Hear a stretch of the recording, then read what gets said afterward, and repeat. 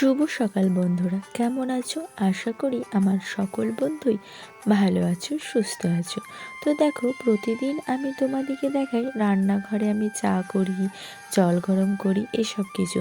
কিন্তু আজ সকালে দেখালাম তোমাদেরকে ভগবানের মুখ। আমাদের বাড়ির যেখানে ঠাকুর মন্দির সেখানটা দেখালাম। বাবা একটু সকালবেলায় পুজো করে, তারপর মাও পুজো করে। তো বাবা দেখো সকালবেলায় আমাদের গোপু সোনাদের তাড়াতাড়ি স্নান করিয়ে তারপর তাদের জামা পোশাক সব চেঞ্জ করে দিয়েছে। আর ওদিকে এখন ভোগ নিবেদন করছে। তার জন্য প্রথমেই কলা ছুলে নিল, তারপর কলা দিয়ে দিল। তারপর দেখো এই আঙুরগুলোও ধুয়ে দিল, তারপর দিয়ে দিচ্ছে। আস্তে আস্তে যা যাবতীয় সব কিছু থাকে বাবা সব আস্তে আস্তে একটা থালার মধ্যে দিয়ে ভোগ নিবেদন করে। এখন দিয়ে দিল কিশমিশ, তারপরে এবার বাদামও দেবে। দেখো এখন কি বার করে নিয়ে আসছে দেখি। আমি তো ভিডিওটা করছি, জানি না। হ্যাঁ, এখন দিচ্ছে তোমার বাদাম দিচ্ছে। তো বাদামগুলো দেখো লাল লাল বাদাম, অনেক কিছুই দিয়ে থাকে। তো এইগুলো দিয়ে দিল। তারপরে এই দেখো মাও এসে গেছে। মা সকালবেলায় স্নান টান করে তারপর আমাদের যে তুলসী মন্দিরটা ছিল সেখানে জল দিয়ে প্রদক্ষিণ করে তারপরে এখন মালা জপ করছে।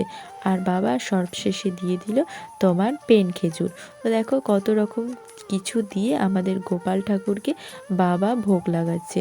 তো বাবা এদিকে পুজো করুক, আর আমি চলে এলাম এখন রান্নাঘরে। তো রান্নাঘরে দেখো দিদিভাইও আছে, অনন্যা উঠে গেছে, অনন্যাকে চা খাওয়াচ্ছে। আর আমার তো চাটা আগেই বানানো হয়ে গেছে। আর প্রেশার কুকারে আমি ঘুগনি সিদ্ধ হতে দিয়েছি, মটর কলাই সিদ্ধ হতে দিয়েছি, ঘুগনি বানাবো। আর দিদিভাই এদিকে মুড়ি বার করছে, অনন্যাকে খাওয়াবে তার জন্য। দেখো সকালবেলায় পরিবেশটা খুব সুন্দর আছে, শান্ত আছে, বেশ ভালো ঝলমলে রোদও আছে। এখন আমি চলে আসছি ছাদের উপরে। ছাদের উপরে কেন আসছি বলো তো?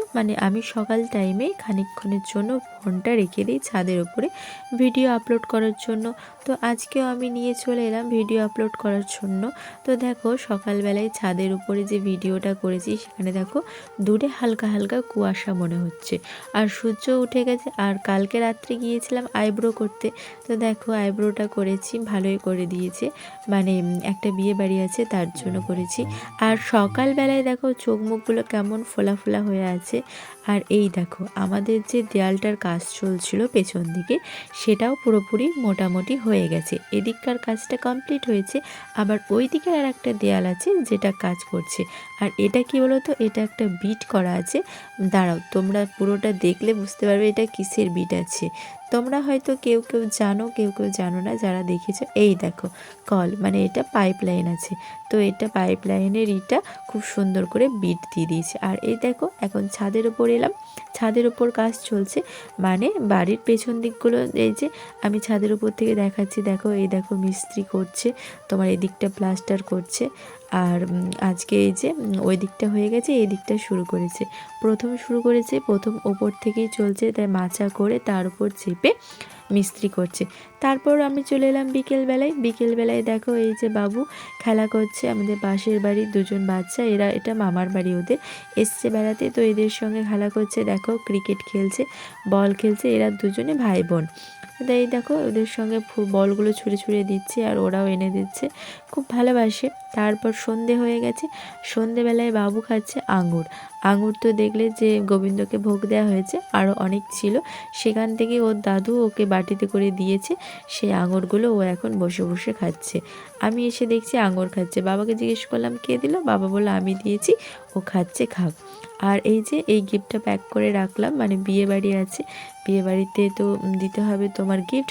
তার জন্য এটা একটা বগি থালা, কাঁসার বগি থালা, ওটাকে ভালো করে প্যাক করে সুন্দর করে রেখে দিলাম।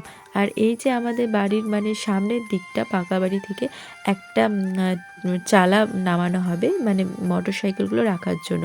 তার জন্য দুটো থাম করছে যাতে লড়িয়ে না দেয় বাবু, তার জন্য রাত্রেবেলায় করছে, কারণ নড়িয়ে দিলে তো আর ভালো করে জমবে না। তো রাত্রেবেলায় যখন রাজমিস্ত্রিরা বাড়ি গেল তার আগে এটা করে দিল। আর বাবুকে ধরে ধরে রাখছি যাতে ও নষ্ট না করে, হিলিয়ে না দেয়।